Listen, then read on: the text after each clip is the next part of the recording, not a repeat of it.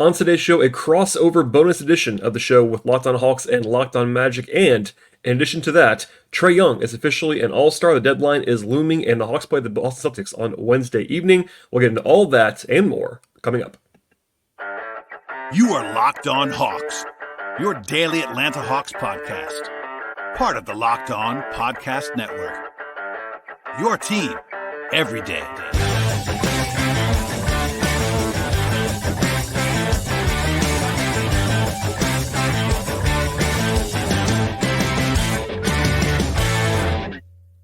Hello, friends. Welcome to episode 1647 of the Locked On Hawks podcast. I am your host, Rowland, coming to you on a Tuesday evening. And today's show, we'll be diving into, for the most part, a crossover edition of the podcast, sort of a bonus edition on this Tuesday with myself and Philip Rossman-Reich of Locked On Magic, where I'm mostly the guest on the episode, but a fun conversation about Dejounte Murray and the trade market and everything going on with the Orlando Magic and the Hawks, etc., etc. But first, a little bit of an addition here at the top of the podcast, because there was some news in the last few hours. As you're watching on YouTube, I am not in my normal location, so my apologies for that, but I want to get the podcast out to you as fast as I possibly could. And Trae Young is officially an All-Star. Not a huge surprise, obviously, that he was named as an injury replacement. I made the point recently that I thought he should have made the team in the first place, but he's now officially on the team as of Tuesday. It's his third time making the All-Star game. As of Tuesday, by the way, he's the only player in the league averaging more than 23 points and 10 assists per game. He's also doing it on 59% true shooting, which is above the league average. He is in the top 8 of the league in scoring by 27 points per game, number 2 in the league in assists, 10.9 per game, number 1 in total assists, top 5 in three-pointers, number 7 in steals this season, and for my money, playing the best defensive basketball of his career so far this year by a pretty comfortable margin. No longer the comical liability that people want to pay him out to be sure. And again, like he probably should have already been there in my mind, but in the end, the right decision. I think he certainly should be an All-Star. You can debate the tier that he's in, whatever, but he's having a good season.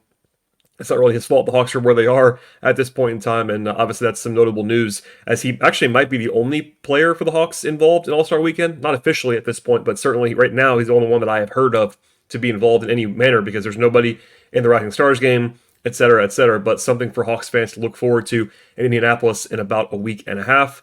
From there, the deadline is, of course, looming. Less than 48 hours from now, as I record this podcast on Tuesday evening, is the deadline. And it's actually like very strangely quiet at this moment.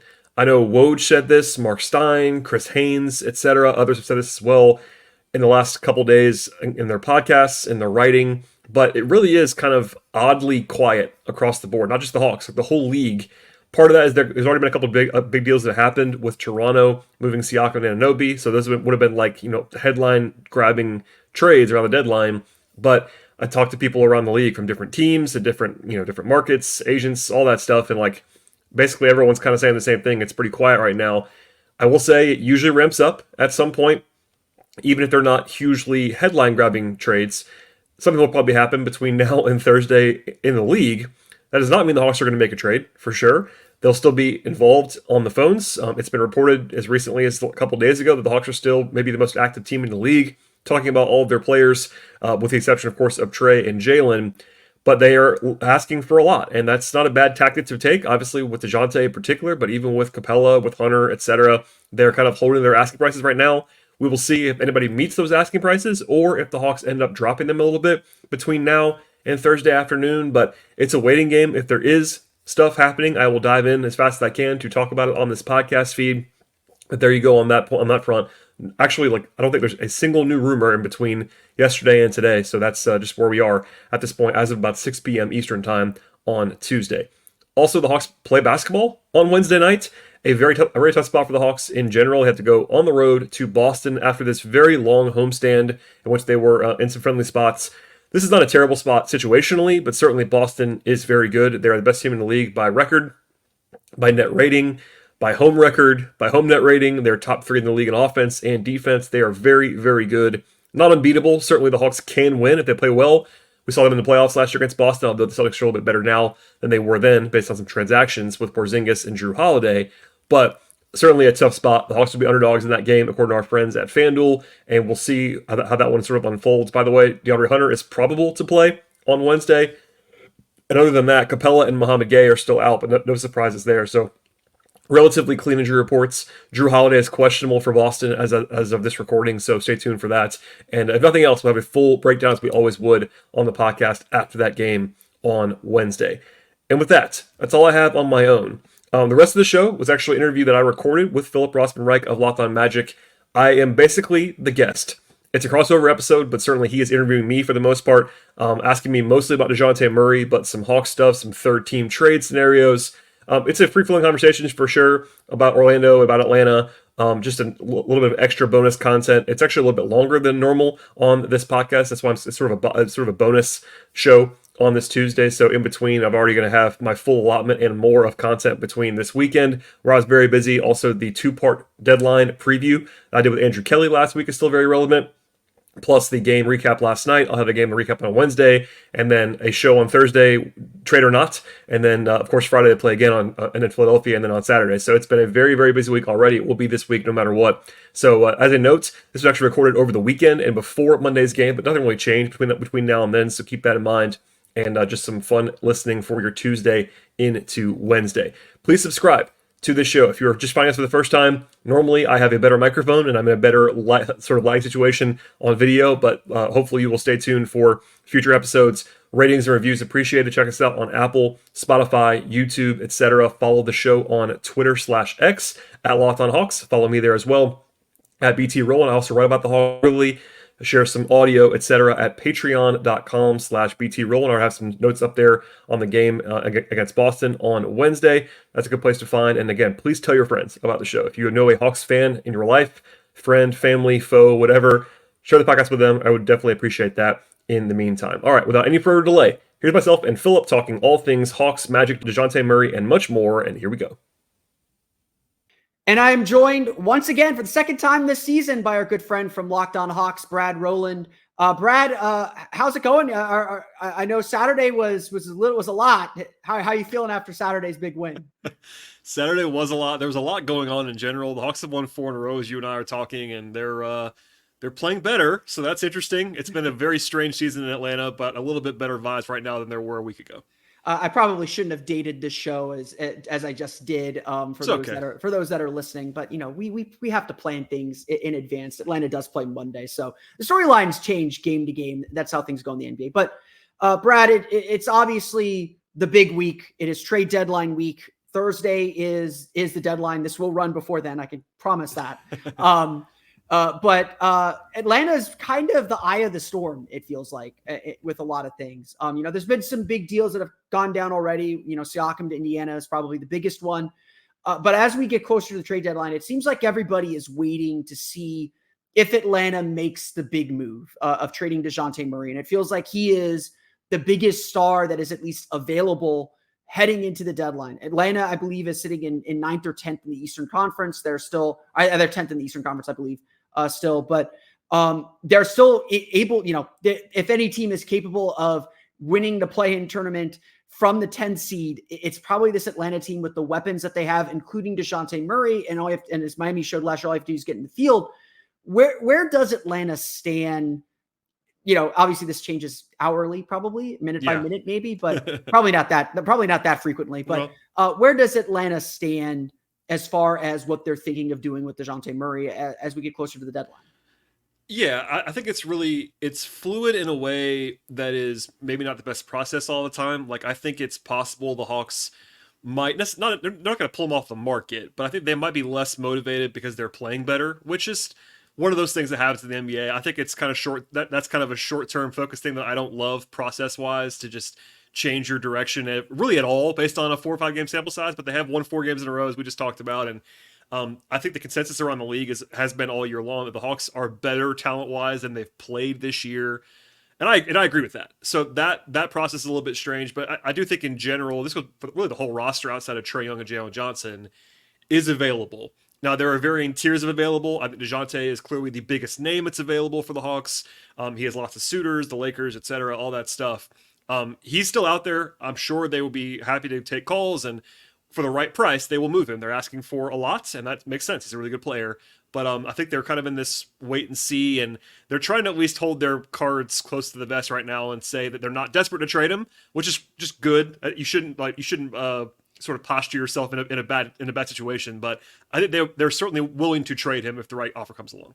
Yeah, and for those that don't know or realize, it's not like there's a rush to trade him. He's got $18.2 million owed this season. Then he's got a 4-year extension that kicks in next season that starts at $25.5 million. So it feels like for a lot of these teams, the Lakers, probably even the Magic, this is the window to try and get him, because then it becomes much more, you're going to pay it on the back end, but then you got to pay more on the front end as well to get him next year if you wait for the summer. And that's why I think there's probably a little bit more urgency from a team like the Lakers that doesn't have, they're capped out. They don't have a lot of room. I think, the Knicks have been one of those teams that have been rumored there. And obviously it's good to have a market and you can extract as much as you can, especially considering how much the Hawks paid for Murray. From the Magic fan perspective, it seems like we've seen Dejounte Murray at his best, hit the go-ahead bucket, essentially the game-winning bucket in the game in Mexico City,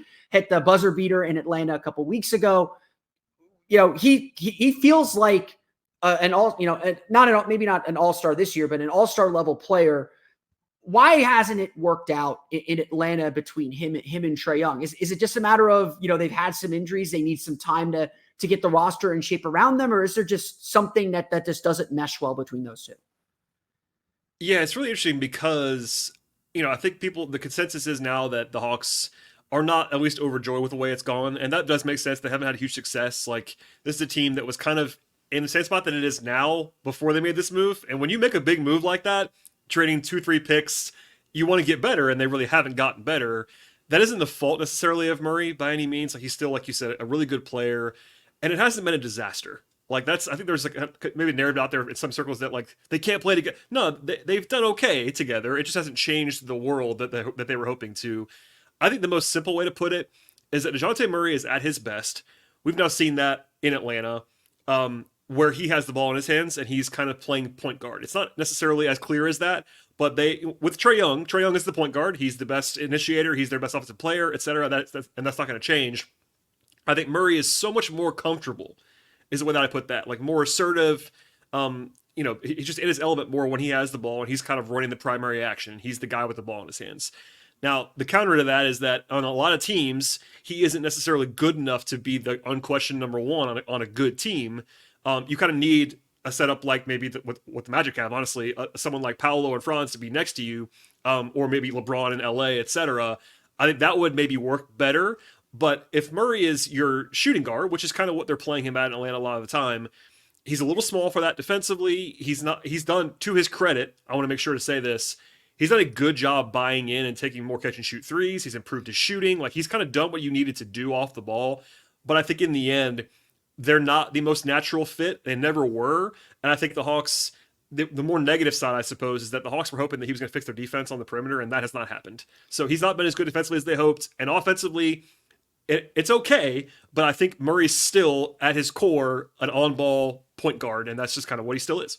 It's all, and I think this is a concern that the Magic have. A lot of teams, I think, have this concern, having too many of the same guys, John Collins was probably standing in the way of Jalen Johnson and what he's been able to do this year. And I think a lot of people criticized the John Collins move because it didn't feel like Atlanta got a lot in return, but it was almost a little bit of addition by subtraction to give Jalen Johnson this much room to breathe. And it almost does feel like that's kind of the issue where, Dejounte Murray's been trying to fit in, and Trae Young is a really good player. He is unique. And he needs the ball in his hands. The ball, the world kind of revolves around him. It just, from an outsider's perspective, it feels like they don't maximize each other, and it's trying to figure out, okay, how do we maximize? And every team's trying to do this with their stars. The Magic are trying to do this with Paolo and Franz and figuring this stuff out. How do you maximize your best players to make their lives easier, but also get the most out of them and help them get the most out of the people around them? And if a guy doesn't fit as an off-the-ball guy next to Trae Young, that's kind of hard. Yeah, and I think that's a good way to put it. Like, They've done a little bit better this year playing off each other. Quinn Snyder's been a little bit more innovative. I was on record and still am that the previous regime and Nate McMillan was like the worst possible coach for Trae and Dejounte. Not in a way to bag on Nate, but just he's a very old school, like your turn, my turn. There was a lot of that. And they're already kind of leaning toward that anyway, so you want to have some more innovation to kind of have them play off each other. And again, it's been better this year at times. Dejounte's played well. He shot the ball well. It's just that there's something in the back of your mind, and I think that's been reported out there. The Hawks are just kind of like, we've seen enough of this to realize that if nothing else, this is not going to take us to where we want to go. I think that they are not panicked about it. I like, as we started this conversation, they don't have to trade him now. He's under contract. It's a good contract. It's a favorable one in this new cap environment, but they are just kind of like signaling like, you know what, we did this move. I'm not sure they would admit this. I'll say that so they don't have to. They overpaid in the first transaction. I said that at the time, so it's not even revisionist. It would have, if it works, this, if it works, nobody cares about the price you paid. If it works, it works. Yeah. But when it doesn't work to the point that you want it to, you look back and it's like, hey, they probably gave up a little bit too much for that transaction. So they try to recoup some of that back asset wise. And this is not a Hawks show, but it is what it is. Like the Hawks are kind of, at least in their signaling, ready to kind of go in a different direction on the whole, even if it's not a total disaster, because it really has not been a disaster. It's just that, and DeJounte's played well. It's just that the fit's not perfect. It's the whole thing. If nobody wants to be stuck in the middle, that's where the Hawks. I mean, the Hawks have been 3 years in a row now. They have been about as mid as you can possibly be. I mean, you don't want to be that. The Magic have played well against Atlanta, but I can tell you this: Orlando Magic fans don't want to be in that 7-8 game against Miami, lose that 7-8 game, host Atlanta and face Atlanta because they're in a single elimination game. They are still extremely talented and extremely dangerous. And, we've obviously played 3 really competitive games so far this season. 2 were last second shots from Dejounte Murray. The other one went to overtime. Like this is still a really, really tough out, even if their record isn't where they want to be. I want to jump now over to kind of the Magic fit. You mentioned that the Magic seemed like a team that you look at as a team that would fit Dejounte Murray. We'll get to maybe trying to construct a framework for a fake trade here in a minute, but obviously I think everyone recognizes the Magic need a point guard. A true point guard in a lot of ways. Markelle Fultz has been a good place filler, but he's got some very real shortcomings that prevent again, same thing. Prevent the Magic from maximizing their young talent. When you look at this Magic team, how would you see Dejounte Murray fitting and what strengths would he bring to what they're trying to build here? Today's show is brought to you by the folks at FanDuel Sportsbook, and happy Super Bowl to all who celebrate from FanDuel, America's #1 sportsbook. Super Bowl Sunday is almost upon us now, only a few days away. It's also about scoring the best seat on the couch or at a party or wherever you like to actually watch football, grabbing your favorite snacks and drinks and food of any kind, and placing super bets along the way. And beyond the diehards of the football world, Super Bowl Sunday also has a great big game feel that brings in casual fans. It's basically a national holiday at this point. It's also a great time to dig in with the folks at FanDuel because there's lots of stuff to actually consume and analyze and bet across their platform. The app is safe and secure. Even beyond the NFL, they have basketball and baseball and hockey and soccer and golf, tennis, auto racing, MMA, and much more. In fact, there are so many different ways to actually end the season with a W at FanDuel, or 2 Ws, 3 Ws, etc. Not only can you bet who's actually going to win the big game, but also FanDuel has operations and bets on which players are going to score a touchdown, how many points will be scored, all kinds of player props, and so much more. And if you're a new customer, join up right now today and get $200 in bonus bets if your first bet of $5 or more happens to win. And the place to go is FanDuel.com/lockedon. Make every moment more with the folks at FanDuel, official partner of the NFL. And one more time, the place to go is FanDuel.com/lockedon. Yeah, so if you ask me in a vacuum where Dejounte would fit best on a good team, so not on a like where he in San Antonio when he made the All-Star team. He was the sun, moon, and stars on that team, and his numbers were great, but that team was not they were not a good team. On a good team, he needs to be, in my opinion, the point guard, but with other top tier guys, preferably on the wing and or center. Like it's not like, I think if he's your best guard, you're fine, but you need to have a guy who's preferably better than he is on the wing somewhere, etc. I think he needs to have the ball a lot. He doesn't have the ball. He doesn't have to have the ball in his hands all the time. And I think Orlando, the whole league, on my side of things, I've been looking for teams that would have already shown interest in Dejounte, or B, maybe I think should. And I think Orlando's in the should category. I think it's like he fits there. I'm not saying it's perfect or that there be no flaws, but I think as an on-ball guy who can get his own shot, he's really good late in situations. His improved shooting is big for Orlando, as I'm sure you've talked about before. You don't want to have a non-shooter there. Markelle is a virtual non-shooter at the point guard spot. It's not virtual non-shooter. It's Rudy Gobert is guarding him and roaming and is not concerned about him at all. And it's weird because, Dejounte, if you look at his career numbers as a three-point shooter, they're bad. But he is not the shooter that he used to be. In San Antonio, who's not he's always been a good mid-range shooter, and now he's really become, at least for this year, much more of a high-volume three-point shooter, and he's been pretty good at it. The Hawks have done a good job with him pushing him out three-point line. He's still comfortable in the mid-range. He loves the mid-range jump shot. I'm sure he actually admits that, to be honest. It's not like he doesn't hide that. He likes that range, but he will let it fly from three in a way that Orlando needs as an on-ball guy. He's a solid enough passer. Like, as a point guard, he isn't a special passer. He's a fine passer. But that's kind of all you need. They have other guys that do think, Powell makes plays, etc. So, and then defensively too, while I've been critical of his defense in Atlanta, I have to admit that he's not been particularly good, I don't think. I think he is better if he is the point guard on defense. I think his skill set plays up better there. He's a playmaker. He's got great hands. He's always been a big steals guy, which steals can be overrated, but it does help you when you have a guy who can kind of get deflections and all that stuff, and he's pretty good at that. So situationally, roster around him, I think he fits pretty well in Orlando. Would you want the shooting to be a little bit more proven? Maybe, but I think that I buy his shooting now more than as being closer to his real talent than it was 3 years ago when he was like not a great shooter. Does that make sense? Yeah, that makes sense. And like, look, I'm someone, and I know I've said this on my pod a million times, and I don't know if you would agree with this statement or not. Your ability to honestly, it's I think with defenses, it's not necessarily your ability to shoot that matters. It's the perception of your shooting. And I think that because, like, I go down the Magic's list, Paolo's been a better shooter this year. Franz has been shooting 40% from three over his last 7-8 games. Jalen Suggs is a 39% shooter. The Magic, are the second worst shooting team in the league, but they have guys who are taking threes and making them at a higher rate than they did last year. But right now they're taking so few, it doesn't matter. They're taking so few, making so few, it doesn't matter. And so to me, I think one thing the Magic have to get is guys who are at least perceived as good shooters, or at least perceived as threats where I can't leave this guy because if I'm too far off him, he'll hit a shot and beat me. Or if I'm too far off him, he's going to drive right by me as I try to close out and get to the shot. The Magic right now just have too many guys who just the defense is go ahead and shoot that. I don't really care. We don't really care at this point. And they're not taking enough of them. I mean, I think they've had 3 of their last 4 games. They've taken fewer than 33s, which is fine for them, I suppose. But we're going to get into a playoff series, and the Magic might shoot 10 for 25 from 3, and that's great. The other team's going to make 18, and that's going to be the game. And that's where the Magic have to start thinking about how do we get better, is building that kind of offense. And obviously, I think when you look at this Magic team, what they're looking for are guys who can do a little bit of everything. They want to be able to switch on defense, especially. So having a bigger guard like Dejounte Murray, that's their wheelhouse. That's what they're looking for. That's why they drafted Anthony Black. That's why I think they still stick with Markelle Fultz, because he's big. He's not tall, but he's big.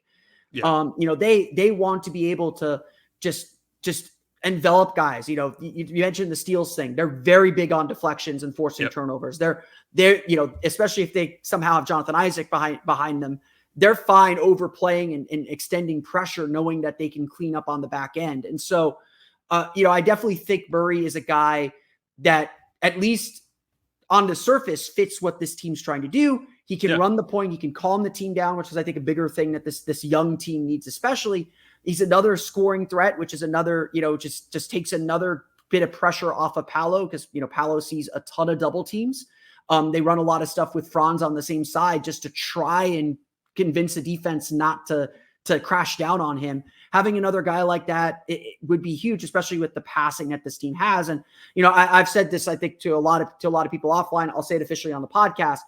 If the Magic were to go make an all-in move this trade deadline, or even into the summer, because the Magic are still a team that I think could make a deal in the summer if it came to that, Dejounte Murray is, I think, at least the guy available on the market who I would push my chips in for, who I might push my chips in for a little bit and say, okay, let's bring in a third star caliber player and see where this takes us, because obviously the Magic are looking for a point guard. We've done pods here on the Locked On Magic trade deadline tour with Malcolm Brogdon, with Tyus Jones.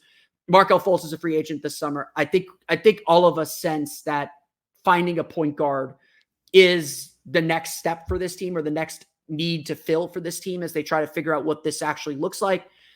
And so the highest end of that is Dejounte Murray, at least with what's available right now. To that point then, from a team building perspective, because I don't think Atlanta was in a different place, I think, when they got Dejounte Murray than where Orlando is right now.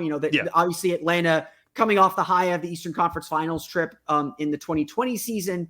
I think 21 they lost in the first round, or they lost in the play-in. They had a very, so like you said, the conference finals run, then they had a pretty spectacular first round loss to Miami, in which I'll do the short version. Miami them, but also in a way that they threw three guys, like literally three guys at Trae Young, and it was so obvious that the Hawks had nobody else to beat Miami, and they overreacted, but reacted appropriately in some ways. Like, hey, the solution was we have to find another scorer, and they went and got Dejounte Murray to kind of check that box. So that's kind of that was the timeline. And so to your point, it's the Hawks had already been there, and they had fallen back, and that kind of makes you a little bit more desperate than when you haven't been there at all, if that makes sense. Orlando's still on the ascent, and the Hawks were not. Yeah, exactly. And so like that's one of the reasons why I don't think Orlando is ready to push the chips in. But I think that I want to get this perspective then.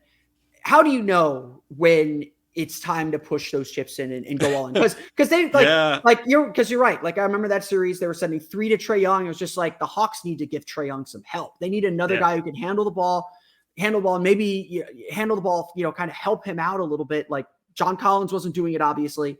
The Hawks, had been close to the mountaintop and were trying to get back there. They put a lot of assets into Dejounte Murray. They put a lot of chips in, and we'll talk a little bit about compensation here in a minute, but the Hawks, it feels like, are expecting to try and get some of that back if they're going to move Murray. How do you know when is the right time to make that kind of all-in move? It's a really interesting question, because some of that is organizational. Like, how much do you believe in what you already have? Is this the final piece? Is this the second to last piece? Like, part of it is like, okay, let's just fast forward for a second and say, now you have Dejounte Murray. Now, what are your internal expectations? Are you expecting this move to make you a title contender? Because that's a big jump, obviously, from where they are now. And they're in this phase at this moment, and I'm sure you talked about it a lot on your show, where it's like, yeah, they're going to probably be in the playoffs this year, but what does that mean? Like, do you want to see what this team looks like in a playoff series before you make the big move, or do you want to go ahead and do it now? And that's an interesting balance, because I agree with what you said before. Murray on paper makes a ton of sense for them, especially looking at the market right now and the free agency or lack thereof of guys who are going to be available at that spot. The needs, he's cost controlled. It's, even if you don't love Murray, it's a good contract. It just is. So, and if you think it isn't, just wait till the new TV deal comes in. And that's why I'm saying that. It sounds like a lot of money. It's 4 years, $114 million, but it was only that number because that was the most he was allowed to sign. If he had been able to get more than that on an extension, he would have gotten more than that. He actually signed a very cheap contract in San Antonio that kind of capped him. Anyway, when do you go all in? It's an interesting question, because I don't think Murray's going to make Orlando like a title contender. I don't think that. But it does allow you to fortify the clear weakness that they have at that, as far as positionally right now. It helps the scoring. It helps the shooting a little bit. And it doesn't cap you long term. Like, if it doesn't, let's just say it doesn't work, you can move him. Like, it's not like you're in this spot where you're locked in forever to this terrible. I won't using a player as a comparison. Contracts, just do not be mean, but that's a deal you can move. So when you go, there's not an easy answer. I'm sure everybody wishes there was, but there just isn't one. It's all about something that's really hard for you to know, or I know on the outside. It's all about front office team building, and how do you want to frame your upward trajectory, because you also speed up your expectations. I know this, I don't know how Orlando fans are handling it right now. I think this is kind of it's been pretty linear so far. They're just getting better, and they're getting better. And that is actually a lot of the fun part, is when you're on the way up. But the first time, speaking of somebody who covered the Hawks, the first time you overachieve, there's danger in overachieving. Yeah. The Hawks were not a top 4 team in the league when they made that run to the conference finals. And yet, once you do that, your ownership and your front office, you're like, hey, we've arrived. And the Hawks had not arrived. It's just that they caught a few breaks. Trae was awesome. They made the run. And that's the scary part, is that suddenly you have your balance is out of whack. So I think that keeping things in line is the most important part about like when you actually go all in, or not even going all in. Like it's kind of there's an all in, and then there's like a Phoenix Suns all in. Like there's definitely there's definitely levels to this. Yeah. This segment is brought to you by the folks at BetterHelp. Sometimes we actually need opportunities to get something off our chest. Big or small, certain things can really start to get to you. It's important to let that stuff out, especially to someone who's unbiased on your life. And today, I want to actually tell you about how I feel about something. You might be thinking the same thing or something like that, and that is that I have some fear about the trade deadline coming up this week for the Hawks. It can go in any direction, but I'm talking more specifically about whether it's the right set of moves, of course, but also whether I'll be able to act quickly enough to break it all down on the podcast, get the podcast out quickly, whether my shows will actually be good and what listeners want to hear, etc. It's a whole batch of worrying for me. And of course, this is absolutely not the most intense or life-altering topic, but therapy can be different for everybody involved. Most of us, including me, have much bigger problems. It's stuff actually involving sports teams, but it's also quite important to get things off our chest every once in a while, no matter what it happens to be. If you're thinking of starting therapy, give BetterHelp a try right now today. It's entirely online, designed to be flexible and suited to your schedule, and the place to go is betterhelp.com/lockedonnba to get 10% off your first month with BetterHelp. That's betterhelp.com/lockedonnba. One more time, the place to go is betterhelp, HELP.com/lockedonnba. I've said this to everyone, like the Magic need to get into a playoff series with Milwaukee, with Boston, with Philadelphia. I mean, maybe not Philadelphia anymore, but they need to get into a playoff series and get their butts kicked against a real team. Yep. Against a real team in the playoffs. They don't know what Paolo and Franz are yet, because they don't know what they need to work on, because they haven't been in a playoff series to see, okay, this is how these guys are this is how they're going to defend us. This is how they're going to double us. And like, look, the Magic need shooting. When they get into that playoff series this year, they're probably going to lose in 5. If they get it to 6, that's almost a coup. Unless they somehow get into the 4-5 game, which I don't think they're going to at this point. But they're going to play a real team that's going to break them, and then that's when they're really going to find out what they need and what they're missing. And like, look, we know they're missing a point guard. We know they're missing shooting. We know they need some things. It's not like we're saying this team is perfect. Live with them, but like to that point, Paolo doesn't know what he needs to work on yet. And so I think the concern on my end with the Magic, again, I really like the idea of a Dejounte Murray on this team, but my concern at this developmental stage with the team is that if you put a Dejounte Murray on this team, all of a sudden you are putting those expectations on this group, and you're kind of boxing in Banchero into a specific role and a specific play, because Murray has to play his way, and you have to feed Murray the ball a certain amount of times. It's not like eventually you're going to have to learn how to play with other really good players, but it just feels like Paolo and Franz are still in this experimental stage where they can make some mistakes. And, no one is flipping out about that. No one flips out when Franz has a 5 turnover game, because it's like, okay, he's learning where his shots are going to come from. And that's, like you said, nothing is more fun than a team that's figuring out how to win for the first time. Because, once they've proven they can win, then everyone starts to be like, okay, why aren't you doing it more? Right now, it's like, okay, like this is fun. We're winning. That first season that you're actually pretty good is a lot of fun. And I do think Murray is like fairly flexible. Like, I don't think he would pin you down as much as someone might think too. That's also important to point out, because like, he doesn't have to be a 30% usage guy. You're not trading for a guy who has to be the every down quarterback. You know what I mean? Like, I think he is a point guard. He is a scorer, but also there's the Paolo Dejounte thing from back in the day. Yeah, that's interesting. They're allegedly squashed that beat. I think they kind of have, but I just wanted to say those words out loud once. Yeah, that's there. No, it's there. Paolo's a franchise player, so obviously he would have to be okay with it for it to happen. No, I think I wouldn't worry about that. It's just kind of a funny thing that I just remembered as we were talking. Yeah. But no, I think that it is a move that would be a expectation changer. And I think you have to be ready for that as an organization, whether it's from the front office to the coaching staff to the players. Like, it's like, hey, once this guy arrives, he walks in the door. Like, it's not like you're trading for an established top 10 player. That's a different discussion. Murray's in that like top 40, 50 range. Like, he's a really good player. But he'd be firmly in a big three with Paolo and Franz at that point, and they haven't had that experience yet. It's been Paolo and Franz, and they're the two best guys by far. And they've been doing it in anonymity. Like no one's really paying it. Like Orlando's been so lost in the desert. Like, you know, that's what happens. We're very happy just to have them. Like it gets different. And he would help them a lot. And I do think that on the players, I mean, look, I'm guilty of this too, but I try to like think about the player side. And if I was Dejounte, I'd be thrilled to be in Orlando. I really would. Locations and relationships, all that stuff. Basketball wise, like it gives him a chance to be the player that he would like to be in the way that he's comfortable being as like the point guard, ball in his hands, but also has plenty of help. And that's a good situation for him to be in as well. Let's kind of close with this then. You know, I'm not big into making like fake trades. I like looking for kind either. I like looking at frameworks for deals. Like we could fill in the details later, but is there a way to do this? But we have to start here. You know, you said the Hawks are kind of putting a pretty firm line. They're looking for a lot. What are the Hawks looking for in a deal at this juncture? So what's been reported and what I have also heard in addition to the reporting is that the Hawks have been asking teams for the equivalent of 2 first-round picks and something else, essentially. Like whether that's the salary filler or a young player. Some of the teams don't have 2 first-round picks. Like the Lakers are the team that's been most tied to have. They don't have 2. So it's been like 1 and whatever else you can cobble together kind of thing. So they're not married to it has to be 2 first-round picks, but that's the equivalent value. And like same thing with Orlando. I think if you inserted Anthony Black in place of a first-round pick, like that counts. Does that make sense? I don't know if my guy Jet Howard doing that. We're not no. The Magic are doing that. I'm just giving you the examples of like first-round pick can mean different things. First round pick can mean second draft guy. Yeah, it could be. Who's not like I don't know.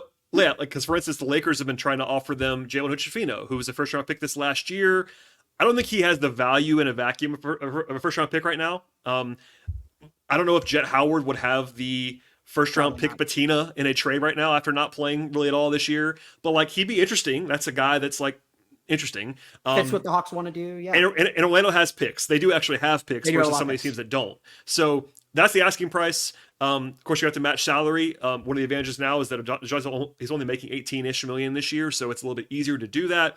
And as you well know, Orlando has a bunch of those mid-tier salaries, so it'd be one of the easier teams to actually find a deal that lines up.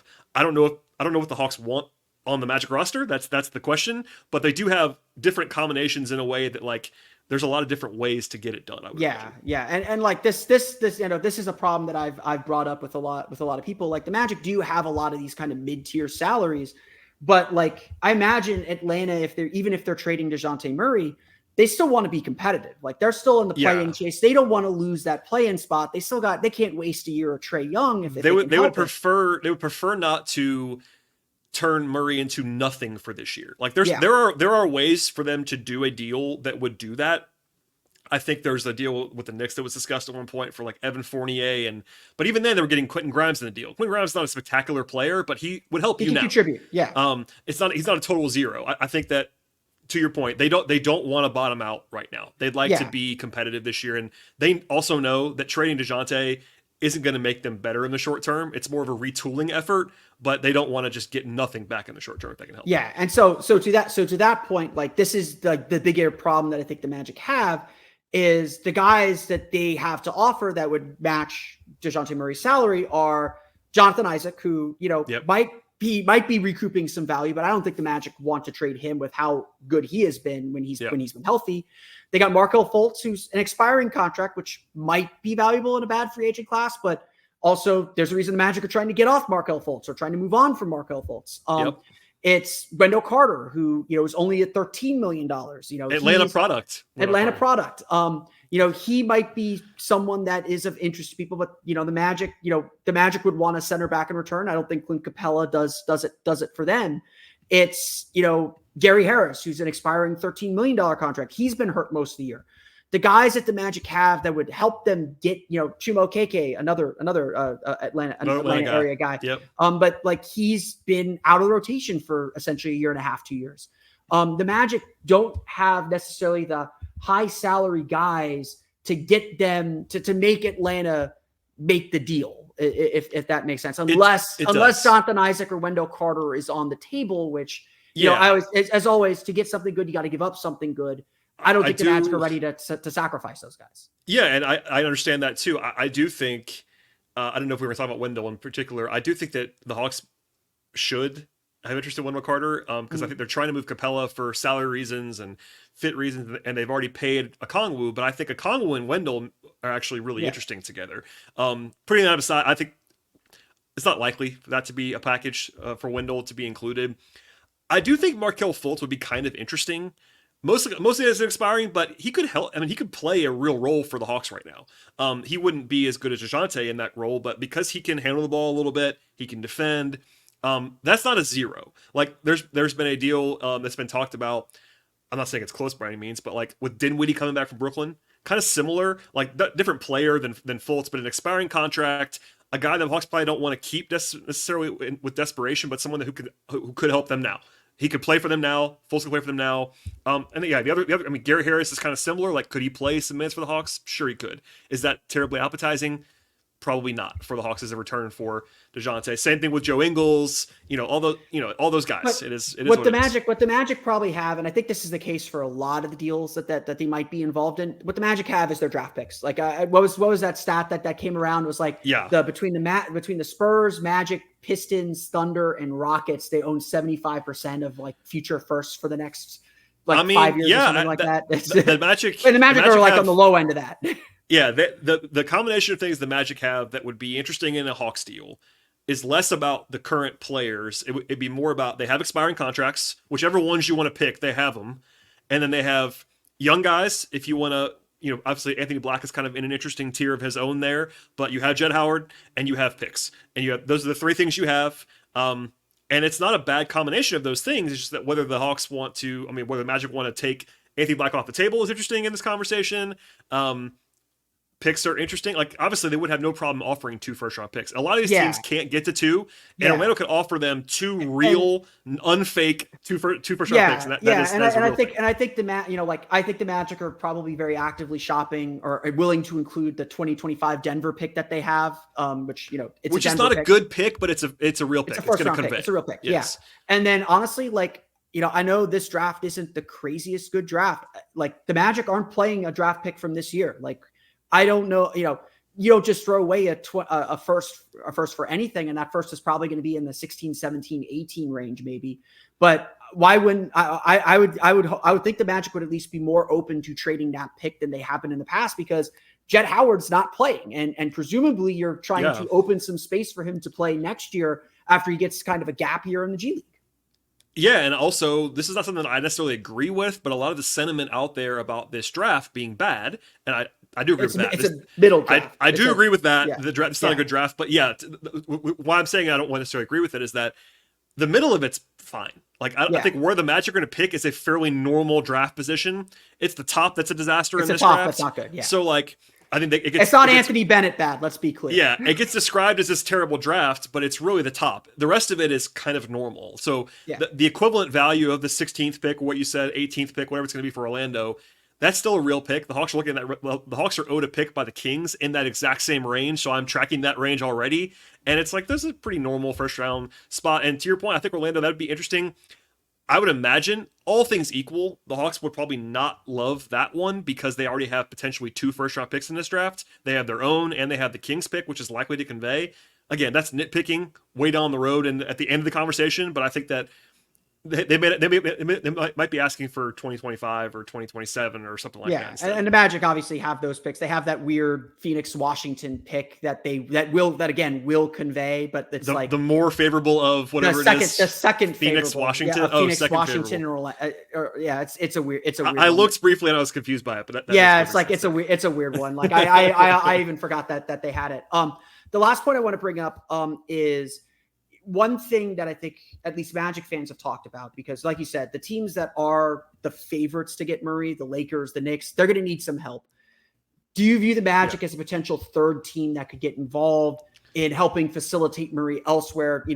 Some Magic fans pitched, the Magic might be a team that would be willing to take on D'Angelo Russell. I don't think they would be, but That is, Obviously, I was going to say that exact thing. He fits some needs too. It's not crazy to think that. Like, there's logic there. It's hard. It's really hard from the outside, to the point about not living fake trades. It's really hard on the outside to like concoct scenarios for third teams. But because that one's been widely reported and I've heard it as well, like the Hawks are kind of at a stalemate with the Lakers on this deal. And part of it is the Hawks don't want Russell. They just don't want him. He fits a lot better in Orlando, for instance, than he would in Atlanta, even in the short term. So that's a very logical one. I don't know if the Magic are like kicking and screaming to be excited about doing that, but they could. And by the way, it would cost them very little. That's the thing. The Hawks aren't asking for like in this three-way scenario. It wouldn't be like, hey, give me a ton of stuff for D'Angelo Russell. It's like, can you give me an expiring contract for D'Angelo Russell? One of those kind of things, like Fultz for Russell, that kind of thing. I'm not saying that would be exactly it, but that kind of construction would make some sense. Or Gary Harris for Russell, whatever you want to say it is. That I wouldn't mind that as the Hawks. I don't know about Orlando, like you said. Yeah, but I think he kind of fits there, but kind of doesn't. I don't know. It's interesting. He fits and he doesn't. Like he gives them something that they need. You know, like he'd help the offense. Yeah. And you think, do they have enough to cover defensively? Like you mentioned, Spencer Dinwiddie. He's been a guy I've kind of kicked around as well. Same kind of level as Russell in a lot of different ways. Yeah, just give him another guy who's at least a threat to shoot. You know, a veteran. Like a big thing that I've been talking with a lot of people about is like the Magic have a lot of like kind of B and C level players, but you know, when Franz Wagner went out, the offense went in the tank because they didn't have someone who could be a B level player that turns into an A level player for a week when you need him to. Like, you know, you don't want to rely on that for a month, but you know, they don't have a guy that can score that outside of Paolo and Franz who's going to get you a 30 pointer on a random night, or when, you know, Franz was out for a while when Paolo was out. And that's, you know, that's kind of something that you need.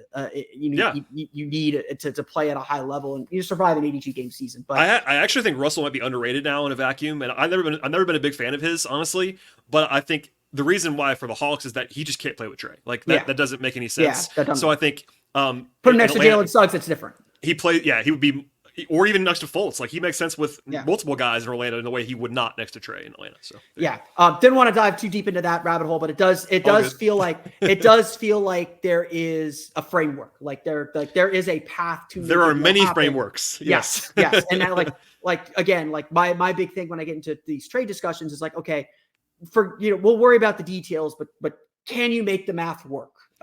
Is there something that makes both teams say, like, let me think about that a little bit. And you mentioned it earlier. Gets things started.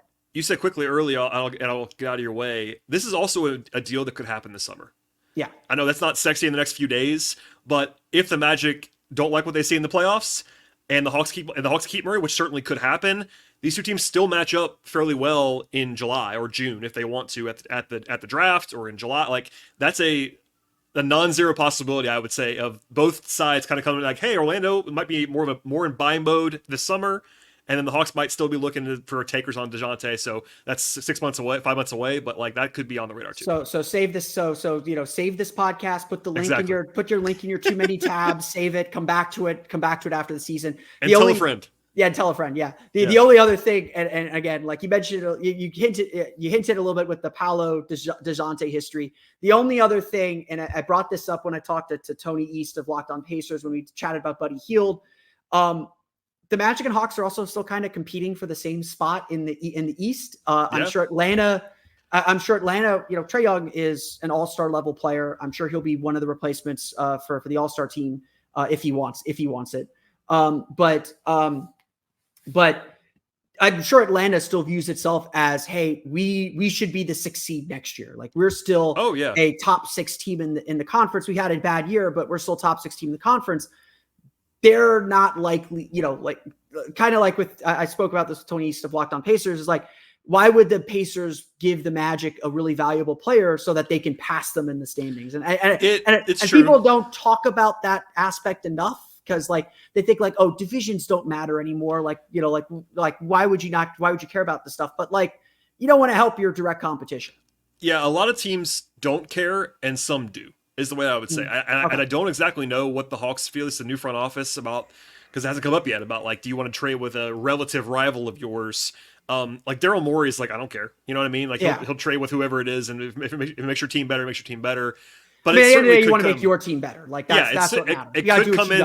It could come in at the end of a conversation and be like, okay, as a tiebreaker, do we want to send to Orlando? Do we want to deal with this with this guy and Paolo and Franz for the next 5-6 years? Maybe not. So yeah, it could be a tiebreaker on either side. Yeah.